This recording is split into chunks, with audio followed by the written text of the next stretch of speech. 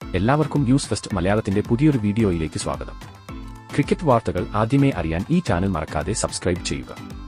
IPL-ൽ ഇന്ന് നടന്ന ചെന്നൈ ബാംഗ്ലൂർ പോരാട്ടത്തിൽ തകർപ്പൻ വിജയമാണ് ബാംഗ്ലൂർ സ്വന്തമാക്കിയത്. ടോസ് നഷ്ടപ്പെട്ട് ആദ്യം ബാറ്റ് ചെയ്ത ബാംഗ്ലൂർ 197 റൺസാണ് നേടിയത്.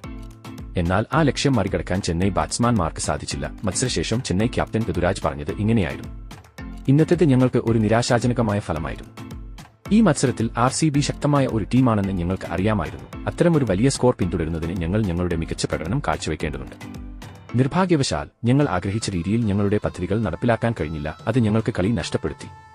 ഇന്നത്തെ ഞങ്ങളുടെ ഫീൽഡിംഗ് തീരെ മോശമായിരുന്നു. ഞങ്ങൾ അധിക റൺസ് വിട്ടുകൊടുത്തു, കുറച്ച് ക്യാച്ചുകൾ നഷ്ടപ്പെടുത്തി. അത് അവർക്ക് ഉയർന്ന സ്കോർ നേടാൻ സഹായിച്ചു.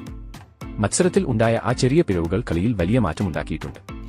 ഞങ്ങളുടെ ബാറ്റിംഗും പ്ലാൻ ചെയ്തപോലെ നടന്നില്ല. ഒരു വലിയ സ്കോർ പിന്തുടരുമ്പോൾ ഞങ്ങൾക്ക് ശക്തമായ പങ്കാളിത്തങ്ങളും മികച്ച ഷോട്ട് സെലക്ഷനും ആവശ്യമായിരുന്നു. പക്ഷേ നിർണായക നിമിഷങ്ങളിൽ ഞങ്ങൾ വിക്കറ്റുകൾ നഷ്ടപ്പെട്ടുകൊണ്ടിരുന്നു.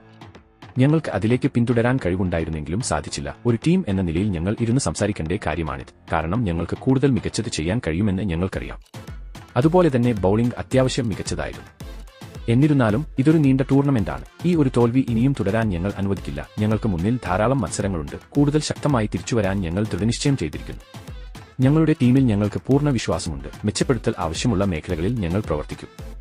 വരാനിരിക്കുന്ന മത്സരങ്ങളിൽ മികച്ച പോരാട്ടം കാഴ്ചവെക്കുമെന്ന് ഞങ്ങൾ വാഗ്ദാനം ചെയ്യുന്നു. ഇതിൽ നിന്ന് ഞങ്ങൾ പഠിക്കുകയും കൂടുതൽ ശക്തമായി തിരിച്ചുവരികയും ചെയ്യും എന്നും ഋതുരാജ് വ്യക്തമാക്കി. RCB ഇന്ന് മികച്ച പ്രകടനമാണ് കാഴ്ചവെച്ചത്. ശരിക്കും ഇന്നത്തെ വിജയം അവർ അർഹിക്കുന്നു.